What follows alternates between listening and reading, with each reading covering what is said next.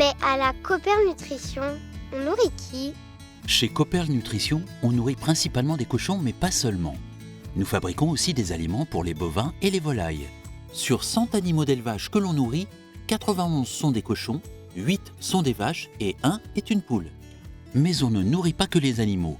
On aide aussi à faire pousser les plantes comme les céréales et à produire des œufs. Comment on aide les plantes à pousser? Nos équipes techniques, des spécialistes en production végétale, accompagnent tout au long de l'année nos adhérents à produire des céréales, mais aussi d'autres cultures. Pour avoir des plantes en bonne santé, il faut d'abord bien préparer le sol en lui apportant de la matière organique et en limitant le développement des mauvaises herbes. Pour ce faire, nous encourageons donc nos adhérents à privilégier des techniques alternatives. C'est quoi les techniques alternatives? Avec notre démarche En Vie, nous travaillons des programmes innovants pour cultiver sans pesticides. C'est une vraie aventure qui a débuté en 2018 et qui rassemble aujourd'hui plus de 100 éleveurs avec près de 800 hectares cultivés.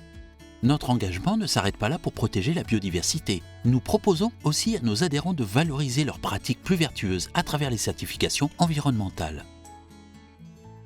On en fait quoi des céréales? C'est pour nourrir les animaux de la Cooperle? Nos céréales sans pesticides servent à produire de l'aliment pour nourrir les poules et les cochons de notre coopérative et ainsi élaborer des produits issus de cette agriculture alternative. Mais pour fabriquer tous les aliments de la coopérative, nous devons aussi acheter des matières premières en France et dans le monde en veillant à nous approvisionner au meilleur prix et de façon responsable. C'est le rôle du service collecte et marché. À la Cooperle, une équipe de nutritionnistes élabore des recettes pour les cochons et les autres animaux appelées des formules d'aliments. Ils choisissent les meilleurs ingrédients qui vont permettre aux animaux de bien grandir tout en restant en bonne santé. Ils préfèrent manger quoi les cochons de la Cooperle?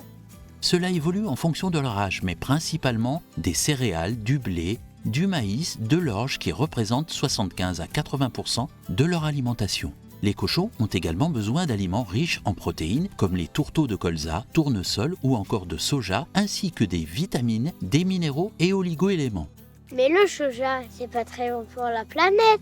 Tu as raison, c'est pourquoi depuis plus de 20 ans, on travaille à réduire la place du soja et à le remplacer par du colza ou du tournesol européen. À la Cooperle, le soja ne représente que 4% de l'ensemble du programme alimentaire d'import, alors que ce taux dépasse très souvent les 10% dans les autres exploitations porcines. De plus de la moitié de notre soja est non OGM et nous sélectionnons rigoureusement nos fournisseurs pour qu'ils s'approvisionnent exclusivement dans des zones qui ne subissent pas de déforestation. Le choix de nos matières premières est donc très important car nous fabriquons chaque année plus de 1 300 000 tonnes d'aliments dans nos 3 usines dont 2 sont les plus importantes de France. Cooper Nutrition, c'est aussi une activité aviculture avec la production d'œufs commercialisés sous la marque Brocéliande. Cette filière comporte 14 éleveurs situés dans le Grand Ouest de la France et cela représente 150 000 poules pondeuses.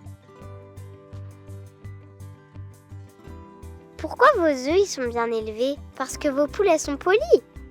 Sûrement, mais c'est aussi parce que nos poules sont élevées en plein air, sans antibiotiques et nourries sans OGM, avec des céréales françaises cultivées sans pesticides.